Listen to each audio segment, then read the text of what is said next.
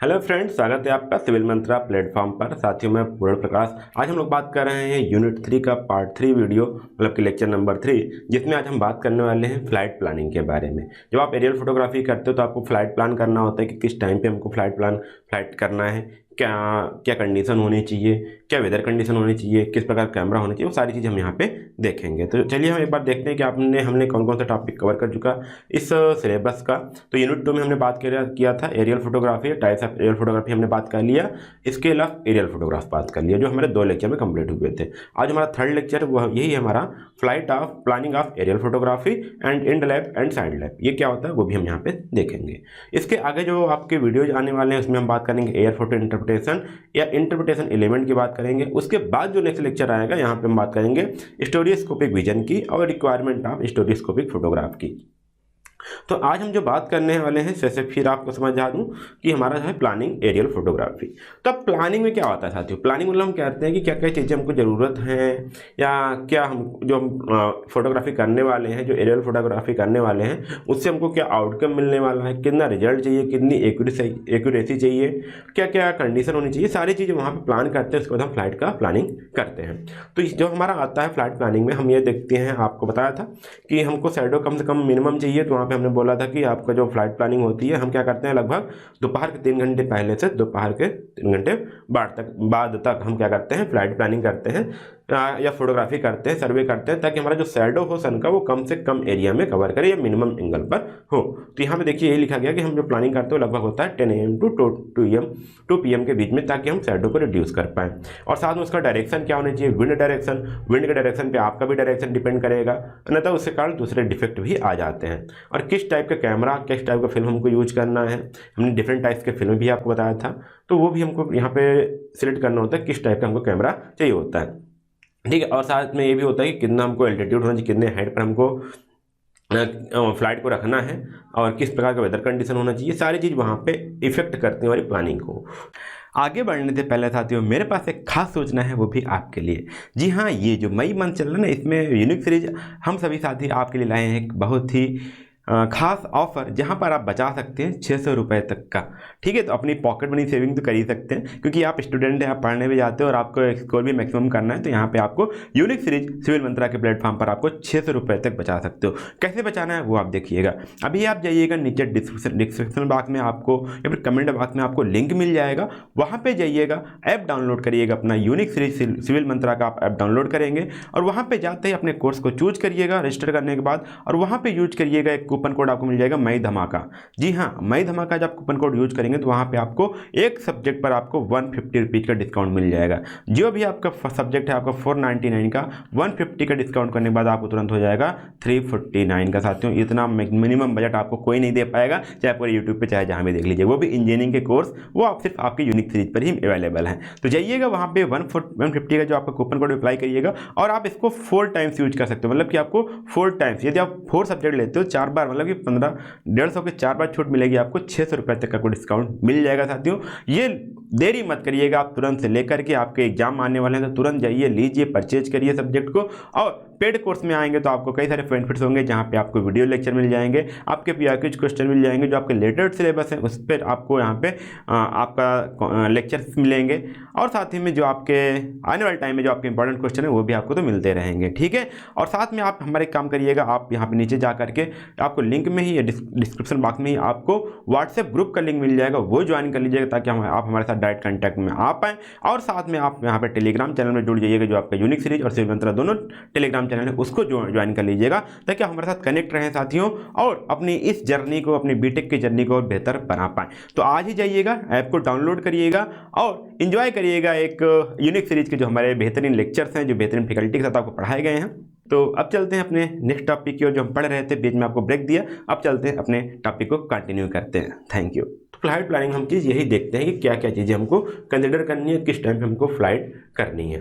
तो अब देखिए यहाँ पे सबसे स्टार्टिंग में क्या होता है कि हम क्या करते हैं, प्रोजेक्ट को डिफाइन करते हैं। प्रोजेक्ट डिफाइन करने मतलब कि अपने पर्पज को डिफाइन करते हैं कि हमको किस टाइप का हमको प्रोजेक्ट है, हमारा पर्पज क्या है, उस हिसाब से हम फ्लैट प्लानिंग करते हैं। तो सेम चीज़ पहला चीज़ ये होता है कि आइडियल सिनेरियो होता है कि पहले पर्पज डिफाइन करें कि हमको किस टाइप का रेजुलेशन चाहिए, किस टाइप की डिटेलिंग चाहिए, कितना एक्यूरेसी चाहिए, वो हमको पर्पज क्या होना चाहिए। देखो यहाँ बोला गया कि एक एग्जांपल दिया, creating a high resolution orthomosaic for urban infrastructure planning. अब इसमें क्या था, देखिए यहाँ पे हाई रेजोल्यूशन आर्थोमॉर्फ, यहाँ पे एक वर्ड आता है आपको आर्थो मोजाइक। यहाँ पे मतलब क्या होता है कि हमारे पास कई सारे फोटोग्राफ होते हैं, ठीक है।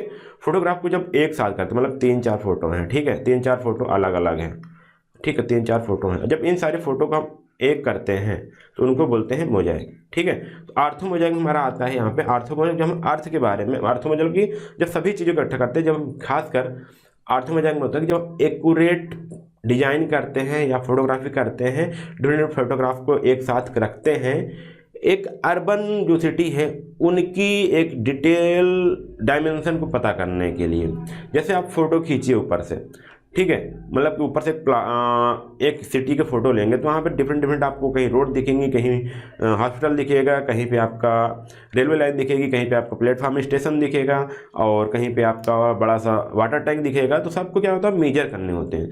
तो इसके लिए यदि हमको क्या होना होता है कि हाई रेजोल्यूशन फोटोग्राफ चाहिए होती है, जिसको हम बोलते हैं आर्थो मोजाइक। तो यहाँ पे जब हमको अर्बन इंफ्रास्ट्रक्चर की प्लानिंग करनी होती है, तो इसके लिए अगर हम एरियल फोटोग्राफी करने जा रहे हैं ना, तो वो भी हमको पर्पस डिफाइन होना चाहिए। तो यहाँ बोला गया this allows A precise parameter section. तो हमको क्या करना चाहिए, बाउंड्री को एक एक्यूरेटली हमको कैप्चर करना है, ठीक है। क्योंकि भाई आपका घर है, बगल में जब पड़ोसी घर होता है, आप 2-2 इंच के लिए, 4-4 इंच के लिए झगड़ा कर लेते हो, तो कौन सा आपको 2-2 फीट कौन दे देगा, ठीक है। तो जब इस प्रकार की फोटोग्राफी की जाती है तो बहुत ही सटीक करनी होती है। तो हमको पहले पर्पस डिफाइन करना होता है, फिर एरिया ऑफ इंटरेस्ट डिफाइन करना होता है कि हमको क्या करना है। देखिए यहाँ बोला गया कि हमको बाउंड्रीज को डिफाइन करना है, उसके लिए अलग जीआईएस यूज करेंगे, उसके लिए अलग डाटा रिक्वायर करेंगे। अगर हमको सिर्फ ये देखना है कि हमको वेजिटेशन एरिया देखना है, या फिर हमको वाटर एरिया देखना है कि कहाँ पे वाटर अवेलेबल है, तो उसके लिए अलग प्लानिंग करनी होती है। तो बोला गया यहाँ पे देखिए using GIS data are best. तो हमको बाउंड्री डिफाइन करना है, तो हमको जीआईएस के रूप में हमको डाटा चाहिए। तो minimising the wastage flight time, तो हमको फ्लाइट टाइम मिनिमाइज करना है, ये भी हमको ध्यान देना है। या फिर हमको सिर्फ ये देखना है कि हमको पूरा कंप्लीट कवरेज चाहिए, ठीक है। हम तो इस प्रकार से हम क्या करते हैं, हमारा इंटरेस्ट ऑफ एरिया क्या है, एरिया ऑफ इंटरेस्ट क्या है, वो भी हम यहाँ पे ध्यान देते हैं। अगला हमारा था टाइम एंड वेदर। तो मैंने सारी चीज़ बता दिया कि हमको टाइम ऑफ द डे किस टाइम पे हम फ्लाइट प्लानिंग करते हैं, वो भी हमारा दोपहर के 3 घंटे पहले, 3 घंटे बाद, मतलब कि 10 AM से 2 PM के बाद। मेन इसका चीज़ क्या होता है, मेन इसका रीजन ये होता है कि हम क्या करते हैं, जो हमारा सन एंगल है उसको मिनिमम रखना, ये हमारा क्या होता है कि मेन पर्पज होता है। इसलिए हम क्या करते हैं, डे में हम या फिर दोपहर के 3 घंटे पहले से 3 घंटे बाद तक हम फ्लाइट प्लानिंग करते हैं। वेदर कंडीशन क्या होना चाहिए, वेदर कंडीशन मैंने बताया था कि वहाँ पे धूल डस्ट अगर है, फॉग है, तो आपके फोटोग्राफ को अफेक्ट करता है, उसकी हमारे जो कंट्रास्ट है या फिर उसकी जो क्लियरिटी वो कम हो जाती है। तो इसलिए हम ये ट्राई करते हैं कि वहाँ उस टाइम पर हम क्या करें, जब हमारा स्काई क्लियर हो, हमारे पास विंड की स्पीड सबसे कम हो और लो ह्यूमिडिटी हो, तो उस केस में हम क्या करते हैं, फ्लाइट प्लानिंग की तैयारी करते हैं। सीजन की बात करें साथियों, तो देखो यहाँ पे भी अलग अलग पर्पज यूज होता है। जैसे आपको ग्राउंड सर्वे करना है, ठीक है, ग्राउंड सर्वे करना, तो जो हमारा पतझड़ का स्प्रिंग सीजन होता है, उस टाइप में हम क्या करेंगे, सर्वे। इससे क्या होगा साथियों, इस टाइम में सर्वे करने से ये होगा कि हमारी जो फोटोग्राफी को अर्थ तक आएगी। अगर वहीं हमको वेजिटेशन का एनालिसिस करना है, तो हम क्या करेंगे, उस टाइम पे करेंगे जब हमारे पास पेड़ों में अधिक पत्तियां लगी होती हैं। तो मतलब कि आपका सावन हो गया, उस टाइम में आपका क्या करते हैं, उस टाइम में हमारे ये जब हमको वेजिटेशन एनालिसिस करनी है, तो हमारे पास जब फुल पत्तियां आ गई पौधे पर, तब हम फ्लाइट सर्वे करते हैं। चलो दोस्तों, साथियों हमने प्रोजेक्ट को डिफाइन किया, थोड़ा सा चीज़ समझा। अब यहाँ पे टेक्निकल एस्पेक्ट क्या क्या होता है कि जब हम फ्लाइट प्लानिंग करते हैं तो हमको क्या क्या चीज़ ध्यान दी जाती है। तो यहाँ यदि हम बात करें, पहले हम करते हैं कैमरा सिलेक्शन। कैमरा सिलेक्शन मतलब कि हमको हाई रेजोल्यूशन डिजिटल कैमरा चाहिए होता है, लार्ज फॉर्मेट का सेंसर होना चाहिए ताकि हम बड़ा सा और डिटेल में एक्यूरेसी के साथ हम फोटो को कैप्चर कर पाएँ। और यहाँ पे उसको कपल्ड विद द कैलिब्रेटेड, मतलब उसको हम कैलिब्रेट करते हैं, ठीक है। पता चला हम कुछ और चाहते हैं और वहाँ पे कुछ और चीज़ रिकॉर्ड हो रही है, तो उसको भी हम यहाँ पे ध्यान देते हैं। और अगर बात करते हैं लो डिस्टॉर्शन लेंस, मतलब कि ऐसा लेंस यूज करते हैं जो डिस्टॉर्टेड कम से कम हो। Is optimal if needing to penetrate vegetation a lidar sensor would be include. आपको ये देखना है कि वेजिटेशन हमारा इफेक्ट ना हो, तो हम लीडर सेंसर यूज करते हैं। इसमें क्या होता है कि आपको वेजिटेशन जो हमारी रेज आती है वो जो हमारी वेजिटेशन के ग्राउंड तक भी हमारी पहुंचने की उनमें पास क्षमता होती है। तो इस प्रकार के हम सेंसर यूज कर लेते हैं ताकि मतलब डिटेल में हमको चीज़ें मिल पाए, ठीक है, एक्यूरेसी मिल पाए। तो ये हमको वहाँ पे ध्यान देते हैं। इस प्रकार से हमको कैमरा सिलेक्शन होता है। फिर हमारी फ्लाइट प्लानिंग होती है। तो फ्लाइट प्लानिंग में क्या क्या चीज़ें आती हैं, देखिए यहाँ पे एल्टीट्यूड देखा जाता है कि हमको किस एल्टीट्यूड पे हमको फ्लाइट को रखना है।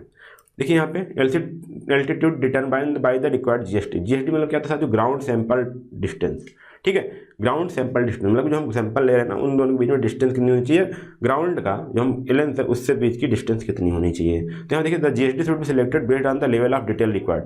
कितना मतलब ग्राउंड सैंपल डिस्टेंस मतलब ये है साथियों, ये ध्यान दीजिए थोड़ा सा, मैं आपको डिटेल कर दूँ। ग्राउंड पे हमारा जो सैंपल मतलब एक जो फोटोग्राफ आ रही है, जो फोटोग्राफ हमारा आ रहा है उसकी डिस्टेंस कितनी होनी चाहिए, ये चीज़, ठीक है, मतलब कि एक प्रकार समझिए कितना कवरेज एरिया होना चाहिए। ये भी थोड़ा सा दूसरे टर्म में हम समझ सकते हो। तो ये डिस्टेंस कितनी होनी चाहिए, एज टू एज या फिर कॉर्नर टू कॉर्नर। तो ये चीज़ होता है। देखिए for every detail urban mapping GST of 5 centimetre और लेस माइट बी नीडेड। तो अर्बन प्लानिंग करते हैं तो हमको और एक एसी चाहिए, तो हम जीएसटी कितना रखते हैं, 5 सेंटीमीटर। मतलब कि जो हमारा फोटोग्राफ हमारा आता है 5 सेंटीमीटर से थोड़ा सा एक कवरेज एरिया 5 सेंटीमीटर का वहाँ फोटो बनता है। तो जीएसडी ऑफ 5 सेंटीमीटर है। तो अब जीएसडी आप समझ पाए क्या होता है, हमारा ग्राउंड सैंपल डिस्टेंस, हमको कितना एरिया हमको कवर करना है एक फोटोग्राफ में, ठीक है, वो चीज़ हमने डिफाइन किया। फिर से बताती है हमारी ओवरलैपिंग। तो ओवरलैपिंग हमने बताया था कि जब हम करते हैं फोटोग्राफ करते हैं तो हम ये रखते हैं कि कुछ ना कुछ हमारा पार्ट क्या हो, ओवरलैप कर जाए, ताकि हम जब फोटो को मैच करवाएं तो आसानी से मैच हो जाए। तो जब हम ओवरलैप की बात करते हैं तो 60% हमारा एंड टू एंड लैप रखा जाता है और 30% हमारा साइड लैप रखा जाता है, ताकि हमारे पास एक स्टोरियोस्कोपिक इमेज बन पाए। सेम चीज़ यही बात करें, जब हमने 2 फोटोग्राफ कैप्चर करते हैं उसके बाद उसमें कुछ कॉमन एरिया होता है, जब उसको मैच, उसको जो कॉमन एरिया होता है उसको एक दूसरे के ऊपर क्या रखते हैं, प्लेस करते हैं, उसको मैच करवाते हैं, तो हमारा एक स्टोरियोस्कोपिक व्यू बनता है, जिसके कारण हम उसको बोलते हैं स्टोरियोस्कोपिक प्रोसेसिंग। ये तो हमको उससे हम क्या करते हैं 3D मॉडलिंग भी कर पाते हैं। तो इस केस में हम क्या करते हैं, ओवरलैपिंग का ध्यान देते हैं। फ्लाइट लाइन में हमको ध्यान देना होता है कि मतलब फ्लाइट लाइन क्या होता है कि जैसे हमारा एरिया जो है, ठीक है, कोई एरिया है, हमारा जो क्या पाथ होने वाला है फ्लाइट का वो भी हमको ध्यान देना होता है। तो फ्लाइट लाइन भी हमको ये ध्यान देना है कि जो हमारे एरिया जो उसके पैरेलल हो एक दूसरे के, जो हमारा लॉन्ग लेंथ है, जो हमारी लॉन्ग लेंथ है उससे पैरेलल हो, जिस कारण हम मिनिमम जो हमारी मिनिमम लॉन्गेस्ट एक्सिस के पैरेलल होती है, ताकि हम ये नंबर ऑफ फ्लाइट या नंबर ऑफ जो हमारी टर्न्स हैं वो कम रख पाएँ, ठीक है। तो यही बोला जाता है कि हमारा जो टर्न्स है वो मिनिमाइज हो पाए, ठीक है, टर्न्स हमारी मिनिमाइज हो और इसकी एफिशिएंसी मैक्सिमम हो पाएगी, ठीक। तो अब हम कभी क्या तो हमारे पास ऑटोमेटेड सॉफ्टवेयर होते हैं, तो उसका भी हम यूज कर लेते हैं फ्लाइट प्लानिंग मतलब फ्लाइट लाइन्स को डिसाइड करने में। बिकॉज हमने बताया ग्राउंड सैंपल डिस्टेंस क्या होता है कि हम हमको कितना लेवल का डाटा रिक्वायर्ड है, उसके साथ हम ग्राउंड सैंपल डिस्टेंस हम वहाँ पे फिक्स करते हैं। अधिकतर हम अगर बात करें अर्बन प्लानिंग के लिए तो जीएसडी हम रखते हैं 5 सेंटीमीटर रखते हैं, फिर उससे भी कम रखते हैं ताकि हमको आसानी से डिटेल चीज़ें हमको पता चल पाए। तो ये हमारा था टेक्निकल आस्पेक्ट। और थोड़ा सा आगे चलते साथियों, तो यहाँ पे आप और चीज़ देख पाएंगे स्टीरियो मॉडल। हमने स्टोरियोस्कोप की बात की, तो जब हम स्टोरियोस्कोप फोटोज लेते हैं या फिर 2 से अधिक फोटो लेकर के जिनमें कॉमन एरिया तो उसको एक साथ रखते हैं, तो वहाँ पे हमको एक 3D मॉडल मिलता है। 3D मॉडल का एक परसेप्शन देखने को मिलता है, जहाँ से हम हाइट भी उसकी मेजर कर सकते हैं फोटो से ही। तो वहाँ पे आपका स्टोरियो मॉडल यहाँ पे दिखाई देता है। अभी हम बोलोगे गैप क्या होता है। मान लीजिए हमने क्या किया, फोटो ले रहे थे, ठीक है, हमने फोटो लिया एरिया का, ठीक है, एक फ्लाइट में यहाँ पे आ गया, किसी कारणवश एक यहाँ पे फ्लाइट यहाँ पे इसकी फोटोग्राफ नहीं आ पाई, तो उसको हम क्या बोलते हैं, गैप। या फिर सकता है आपका जो यहाँ पे एरिया का फोटो आया था बट वो मिस हो गया, आपको लगा कि ये फोटो हम यूज नहीं कर सकते, यहाँ पे कुछ एक डिस्टॉर्शन आ गए हैं, या फिर यहाँ पे जो हमारी फोटो है डिटेल में नहीं आई, क्लियर नहीं आई, या किसी कारणवश सेंसर यहाँ पे काम नहीं किया, फोटो कैप्चर नहीं पे, टोटल ब्लैक फोटो आ गई, तो उसके बाद वहाँ पे अगर फोटो हमारा गैप हो गया तो उसको बोलते हैं हम यहाँ पे गैप बोलते हैं, ठीक है, इसको गैप बोलते हैं। अगला आता है हमारा डेड ग्राउंड। डेड ग्राउंड जो होता है कि यहाँ बोला गया कि अब मान लीजिए शैडो है, बोलो यहाँ पे देखो, it mean the photograph if the high object on the ground cause problem to extract details of the adjoining regions. अब यहाँ पे क्या होता है कि बगल में कोई बढ़िया सा बड़ा टावर है, ठीक है, कोई बड़ा टावर है, ठीक है, यहाँ पे आपका अर्थ है, सॉरी ये आपका बिल्डिंग है, एक हाई राइज बिल्डिंग है, ठीक है, और उसके बगल आपका एक छोटा सा मकान है, क्या है, छोटा सा मकान है। तो अब क्या होगा, जब आपका फोटो कैप्चर किया जाएगा तो ये इसका जो ये वाला प्रोजेक्शन है, इसका फोटोग्राफ नहीं आ पाएगा due to this large building. तो इस केस में क्या होगा, ये आपका डेड ग्राउंड कहलाएगा, जिसका फोटो हमारा नहीं आ पाया। तो यही चीज़ बोला गया कि जो हमारे पास हाई ऑब्जेक्ट होते हैं वो अधिकतर छोटे डिटेल को क्या करते हैं, एक ऑब्जेक्शन क्रिएट होता है वहाँ पर, वो नहीं आ पाते फोटोग्राफ में, तो उसको हम वहाँ पर डेड ग्राउंड बोलते हैं। चलिए आगे हम बात करें साथियों, तो आगे हमारा है यहाँ पे black of blocks of aerial photograph. तो जब फोटोज लेते हैं तो क्या होता है, वो डिफरेंट डिफरेंट स्ट्रिप्स में होती हैं। मैंने अभी बताया था आपको, थोड़ा सा आगे चलते हैं तो यहाँ पे आपको थोड़ा सा और चीज़ समझ में आ जाएगी। यहाँ पे इस वाली फोटो में तो देखिए छोटे छोटे स्ट्रिप हैं। देखिए यहाँ पे इतना एरिया लिया था 1 2 3 4 5 6, तो यहाँ पे 6 स्ट्रिप हैं और 2 पैरेलल लाइन है। तो यहाँ पे स्ट्रिप में आते हैं 1 2 3 4 5 ऐसे, ये आपके तो ब्लॉक्स हो गए, ये आपके स्ट्रिप्स हो गई। तो अब यहाँ पे जब स्ट्रिप में फोटो ली जाती है तो क्या होता है कि इनको एक साथ रखना, एक साथ मैच करवाना, वो हमारा कहलाता है कि ब्लॉक्स ऑफ एरियल फोटोग्राफी, उसको ब्लॉकिंग बोलते हैं। ठीक है, उसके बाद आता है हमारा फोटो मोजाइक। अब यहाँ पे कहता है प्रॉपर स्टैकिंग ऑफ और placement of series of photograph showing object features to their proper location, it is called photo mosaic. Photo mosaic is a bigger photograph made from the pasting individual photograph. तो अब यहाँ पे देखो, यहाँ पे ये सारी चीज़ क्या थी, फोटोज थी 1 2 3 4 5। अब ये वहाँ पर हमारे पास देखिए 7 8 9 पूरी जब फोटोग्राफ को हम एक साथ किए तो अब ये एक बना क्या, एक बड़ा सा मोजाइक बना। ठीक है, फोटो मोजाइक, ये हमारा कहलाता है फोटो मोजाइक। ठीक है, अलग अलग फोटोग्राफ्स को एक साथ करके एक बड़ा फोटोग्राफ हमको निकालना, वो हमारा कहलाता है फोटो मोजाइक। तो ये चीज़ आप समझ पाए होंगे कि फोटो मोजाइक क्या होता है। ठीक है, तो यहाँ पे ये चीज़ आपने समझा कि टेक्निकल एस्पेक्ट क्या क्या है हमारे, स्टोरी मॉडल क्या है, गैप क्या होती है, ग्रेड ग्राउंड क्या है, ब्लॉक क्या है हमारा, फोटो मोजाइक क्या है। अब यहाँ थोड़ा देखिएगा ये चीज़, आपने फ्लाइट प्लानिंग वही सारी चीज़ आपको लिखनी होती है। अब देखिए फ्लाइट प्लानिंग किए क्या, अब हमको कोई एरिया था उसको हमको फोटो कैप्चर करना था। ठीक है, फोटो कैप्चर करना था तो हमने क्या किया, हमने टाइम देखा, अपने हम कैमरा लेंस को देखा, हमने प्रॉपर्टीज देखा हमको किस प्रकार का डिटेल चाहिए, हमने ओवरलैप डिसाइड किया, एंडलैप डिसाइड किया, एल्टीट्यूड, सारी चीज़ हमने डिसाइड कर लिया। तो अब हम उसके बेस पे हमने क्या किया, देखो उसके बेस पे हमने क्या किया, फ्लाइट प्लानिंग किया। हमारा फ्लाइट ऐसे जाएगा और इस टाइप से इसका कैमरे का एंगल, कवरेज ऑफ एंगल इतना रहेगा। अब उसने पहला एक्सपोजर स्टेशन 1 था, उसने फोटो कैप्चर किया, हमारे पास फोटो आई 1। सेकंड स्टेशन पे गया, सेकंड स्टेशन में हम इसकी फोटो कवरेज आई 2। 3 पे गया तो तीसरी आई, 4 आई, 5 आई, 6 आई, ऐसे आएगी आपकी फोटो कवरेज। ठीक है, तो अब यहाँ पे देखिएगा जब उसने फोटो ली, देखो मान लीजिए यहाँ पे पहले इसने फोटो ली थी 5 में, ठीक है 6 में ली, तो आप देखो यहाँ पे इतना एरिया जो है या इतना जो हमारा डिस्टेंस है वो दोनों फोटोग्राफ में आया है। अब क्योंकि फ्लाइट डायरेक्शन क्या है, फ्लाइट के डायरेक्शन में है ये, तो इसको हम बोलते हैं फॉरवर्ड लैप या फिर इंड लैप। ठीक है, इसको क्या बोलते हैं यहाँ पे, फॉरवर्ड लैप या फिर इंड लैप। ये हमारा 60% रखा जाता है, 60% ओवरलैप होता है। मतलब कि देखिए 100%, एक मिनट थोड़ा सा और समझाऊँ थोड़ा सा अच्छे से, कलर चेंज करता हूँ।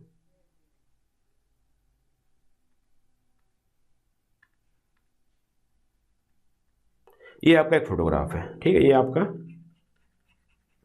एक फोटोग्राफ ये वाला था, ठीक है, और दूसरा आपका फोटोग्राफ ये है। ठीक है, अब इस केस में देखिए आपका 60% क्या हो गया, हमारा ओवरलैप हो गया। तो ये एरिया आपका 60% दोनों में ओवरलैप हो रहा, 40% इसका इधर बचेगा, 40% आपका इधर बचेगा। ठीक, अब ये जो 60% है यही आपका एक स्टोरी स्कोप मॉडल आपका क्रिएट करता है।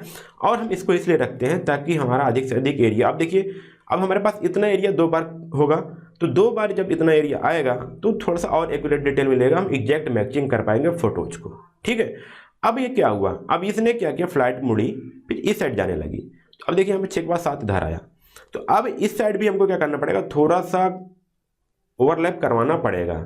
ठीक है, ऐसा नहीं कि हम एक फ़ोटो इधर लिया फिर दूसरी फोटो बिना ओवरलैप की हम यहाँ पे ले लिए। अगर यहाँ पे गैप आया तो वहाँ की हमको डिटेल मिस हो जाएगी, इसलिए हम क्या थोड़ा सा ज़्यादा ही ले लेते हैं ताकि हम बाद में ओवरलैप करवा पाएंगे, दोनों कॉमन एरिया को एक साथ रख लेंगे और हमारे पास डिटेल आ जाएगी। तो इस प्रकार से हम क्या करते हैं, जब फ्लाइट लाइन जब हमारी फ्लाइट लाइन होती है, देखिए फ्लाइट लाइन एक लाइन दूसरी लाइन, तो फ्लाइट लाइन जब हमारी बात होती है तो वहाँ पे 20 से 40% का ओवरलैप रखा जाता है, जिसको हम बोलते हैं लेटरल ओवरलैप या फिर आपको बोलते हैं साइड लैप। ठीक है, इसका आपको पर्पस समझ में आ रहा होगा, इससे क्या होता है हमारी एक्यूरेसी इनहेंस हो रही है और हम ऑब्जेक्ट को जल्दी से मैच करवा पा रहे हैं। और देखिए बगल हमको डिस्टॉर्शन होने की काफ़ी ज़्यादा संभावनाएं होती हैं, तो हम क्या करते हैं, जब हमारे पास 2 ओवरलैप एरियाज हैं तो हम उनको आसानी से मिक्स करके उस डिस्टॉर्शन को भी हम दूर कर लेते हैं। थोड़ा सा और चलते हैं, समझते हैं। देखिए ये चीज़ आपका फोटो का है, देखो ये आपका फ्लाइट लाइन थी, जैसे फ्लाइट था तो इधर जा रही फ्लाइट लाइन, तो यहाँ पे देखिए फोटोग्राफ आ रही है। तो यहाँ पे इस साइड में जो ओवरलैप हो रही है, इस साइड में जो ओवरलैप हो रही है उसको बोलते हैं हम इंड लैप, और ये जो दोनों स्ट्रिप को कॉमन में आ रही है इसको बोलते हैं हम साइड लैप। यहाँ देखो साइड लैप, तो देखिए यहाँ पे ऐसा फ्लाइट आया आपको, फिर टर्न हुआ 1 2 टर्न। ठीक है, तो यहाँ पे आपको 3 टर्न देखने को मिला। तो हम यही चाहते हैं कि हमारे पास टर्न कम से कम हो ताकि हम एफिशिएंसी और इंक्रीज कर पाएँ। अब ये चीज़ तो ये सब तो ठीक था, ठीक है। अब यहाँ थोड़ा देखिए, ये आपकी एजेज है, ठीक है। देखिए वेरी हो रही है, देखिए इसको खासकर बोले तो इसको आपको सीधे आनी चाहिए थी, सीधे आनी चाहिए थी ना, बट सीधे नहीं आई। क्या रीजन हुआ, ठीक है। अब देखो यहाँ से भी कुछ एंगल्स इधर उधर हो जाती हैं, तो यहाँ पे कुछ विंड इफेक्ट पड़ते हैं एयरक्राफ्ट पे, जिसके कारण हमारा फोटोग्राफ डिस्टॉर्ट हो सकता है। तो कौन कौन से विंड इफेक्ट हैं वो हम पढ़ेंगे, उसके साथ ही हमारा लेक्चर एंड होगा। आगे बढ़ने से पहले साथियों, मेरे पास एक खास सूचना है, वो भी आपके लिए।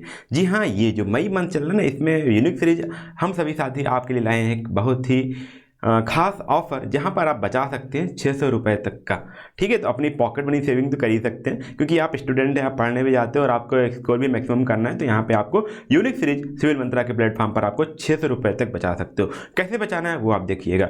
अभी आप जाइएगा नीचे डिस्क्रिप्शन बॉक्स में आपको या फिर कमेंट बॉक्स में आपको लिंक मिल जाएगा, वहाँ पर जाइएगा, ऐप डाउनलोड करिएगा, अपना यूनिक सीरीज सिविल मंत्रा का आप ऐप डाउनलोड करेंगे और वहाँ पर जाते ही अपने कोर्स को चूज करिएगा रजिस्टर करने के बाद, और वहाँ पर यूज करिएगा एक कूपन कोड आपको मिल जाएगा मई धमाका।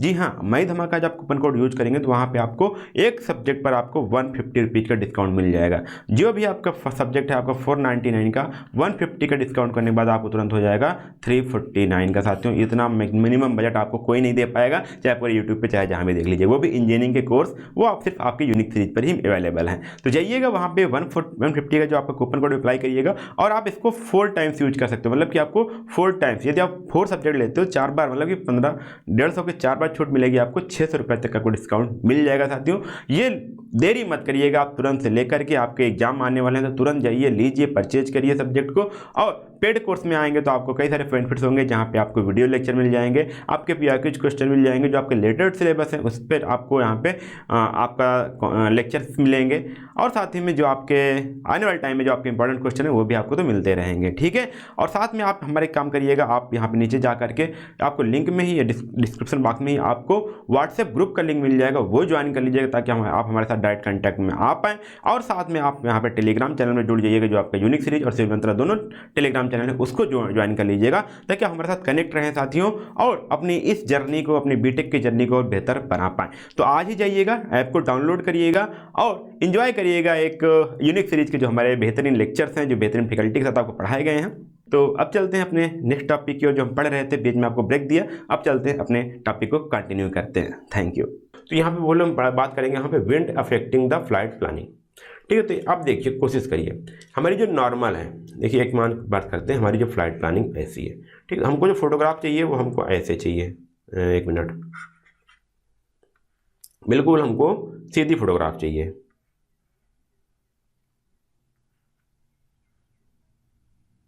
मान लो ये ओवरलैप हो रहा था, अभी हमको ऐसे तो सीधी फोटोग्राफ चाहिए, थोड़ा सा एरर आ रहा है, बट ये आप समझिए, इसको हमको बिल्कुल फोटो सीधी चाहिए। बट क्या रहा, ड्यू टू विंड इफेक्ट, अब देखिए यहाँ पे ये चीज़, यहाँ पे ये चीज़ हो गया।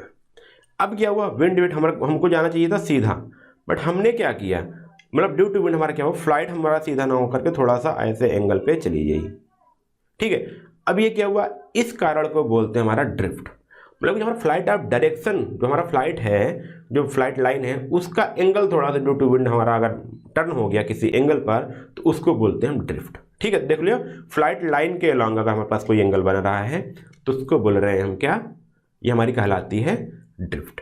अब क्या जरूरी है, हो सकता है हम किसी कारणवश हमने किसी भी मैकेनिज्म को अपना करके हम अपने जो लेंथ है, मतलब जो हमारी फ्लाइट लाइन है, उसको हम सीधा रखें, विंड का इफेक्ट उस पर नहीं पड़ा, बट कभी कभी देखा जाता है कि हमारा कैमरा एंगल ही घूम गया था, इसको ऐसे सीधा होना चाहिए था, और ये कुछ कैमरा, हमारा जो कैमरा एंगल है या कैमरा लेंस है, एक्सिस है, वो हमारा टिल्ट हो गया।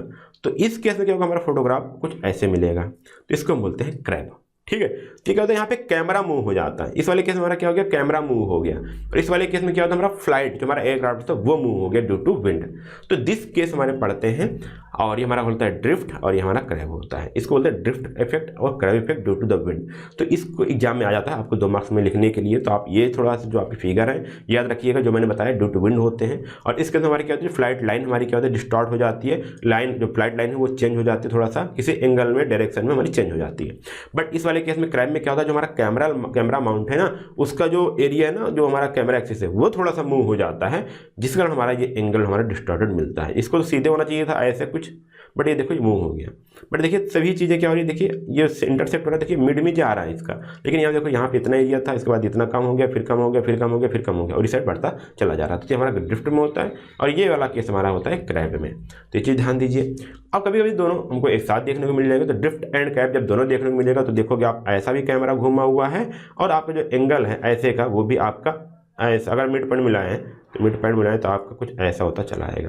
तो ये एंगल भी घूमा हुआ है। तो ये आपका होता है wind effect in the flight planning. तो आपका ड्रिफ्ट और क्रैब ये दो इफेक्ट होते हैं जो आपको विंड प्लानिंग में आपको देखने पड़ेंगे। ये एक बड़ी मैं कहें मेजर डील होती है, चैलेंज होता है इसको ओवरकम करना। ठीक है, तो ये आपका इफेक्ट होते हैं। तो इस प्रकार से छोटा सा लेक्चर था जो आपको फ्लाइट प्लानिंग के बारे में बताया। अगला वीडियो भी बहुत छोटा होने वाला है, उसको भी मैं थोड़ा थोड़ा डिस्कस करूंगा, ताकि आपको ज़्यादा बोझ ना पड़े, लोड ना पड़े, और आसानी से आप चीज़ों को समझते हुए चले जाएं। तो उम्मीद करता हूं साथियों आपके जो लेक्चर है वो इन्जॉय कर रहे होगे, मजा आ रहा होगा, सारी चीज़ें आपको समझ में आ रही होंगी। तो इस वीडियो कोर्स को या इस लेक्चर को अपने स्टूडेंट तक भी जरूर शेयर करिएगा, ताकि उनकी भी हेल्प हो पाए और वो भी इन सभी सब्जेक्ट को पढ़ करके अच्छे मार्क्स स्कोर कर पाएँ। ठीक है, तो स्टेट्यूड अपडेट रहने के लिए आप हमारे चैनल को सब्सक्राइब कर सकते हो, टेलीग्राम चैनल से भी जुड़ सकते हो, ताकि सारे कोर्सेज के व्यू आप तक मिल जाए। ठीक है, तो फिर मिलते हैं अगले वीडियो में, तब तक के लिए धन्यवाद। जय हिंद।